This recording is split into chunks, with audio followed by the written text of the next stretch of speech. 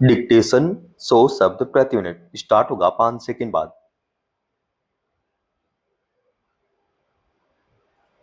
Start. जलवायु परिवर्तन का असर पिछले कुछ वर्षों में उच्च हिमालयी क्षेत्रों पर साफ दिखाई देने लगा है। जिन हिमनद झीलों के आसपास मनुष्यों की आवाजाही सीमित है, वहां भी अब जलवायु परिवर्तन के कारण मौसम का मिजाज खतरे की घंटी बजाने लगा है। कुछ हिमनद झीलों का आकार तेजी से सिकुड़ रहा है, तो कुछ का आकार आश्चर्यजनक ढंग से बढ़ रहा है। ऐसी 130 झीलें चिन्हित की गई है, जो क्षमता से अधिक आकार में बढ़ने की स्थिति में विस्फोटक रूप ले सकती है।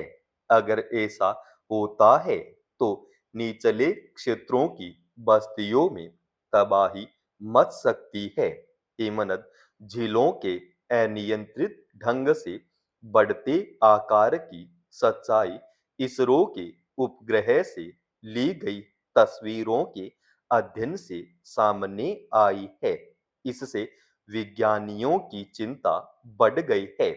हिंदू कुश क्षेत्र में जलवायु परिवर्तन पर काम कर रहे विज्ञानियों ने इससे संबंधित रपट को गंभीरता से लेने की जरूरत बताई है।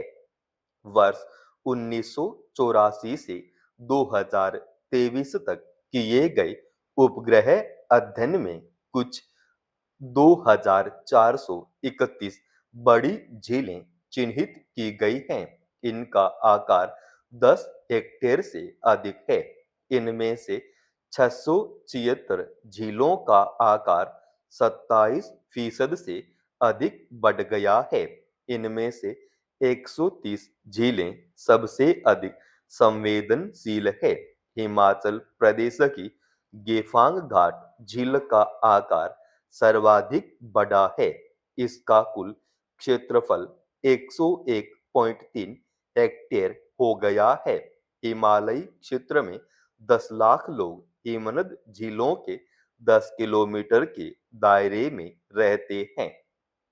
पिछले साल 5 अगस्त 2025 को उत्तराखंड के उत्तराकाशी जिले के धरातली गांव के खीर क्षेत्र में बादल फटने से बाढ़ और मलबे में यह पूरा क्षेत्र डूब गया था।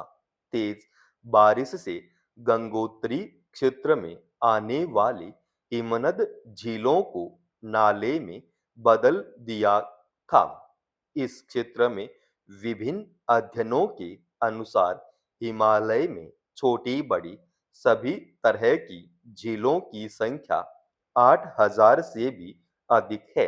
1990 के बाद से यहाँ करीब 1000 हिमनद अस्तित्व में आ गए हैं। जलवायु परिवर्तन के कारण बड़ी मात्रा में बर्फ गिरती है, तो हिमनद झीलों का आकार तो बढ़ता ही है, इनके फटने का खतरा भी बढ़ जाता है।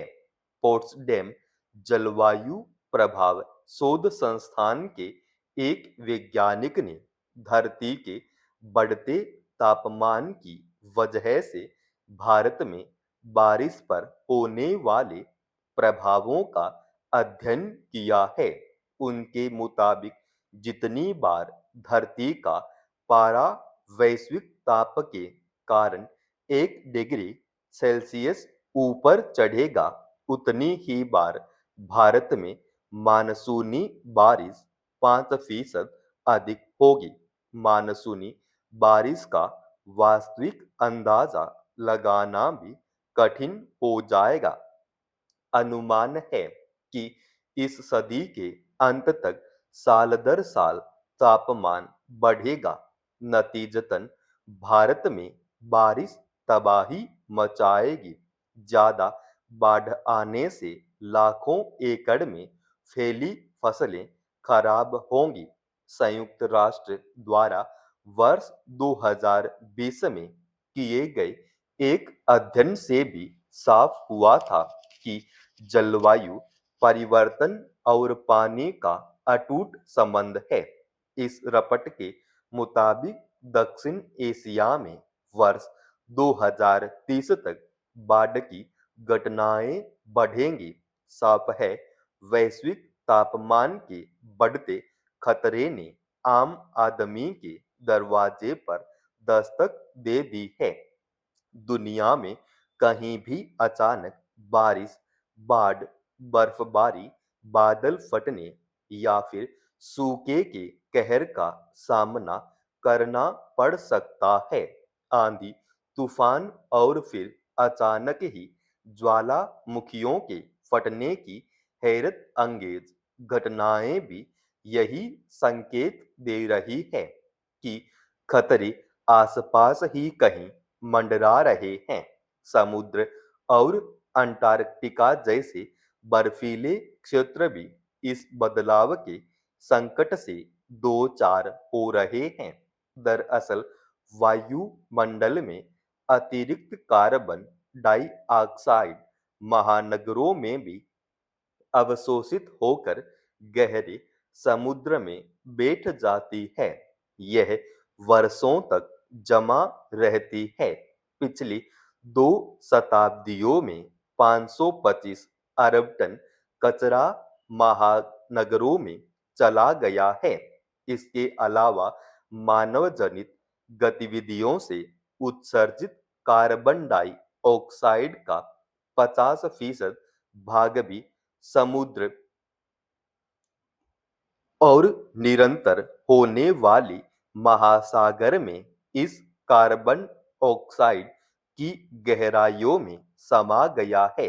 इस अतिरिक्त कार्बन डाइऑक्साइड के जमा होने के कारण अंटार्कटिका के चारों ओर फैले दक्षिण महासागर में इस कार्बन डाइऑक्साइड को सोखने की क्षमता निरंतर कम हो रही है। यह स्थिति खतरनाक है।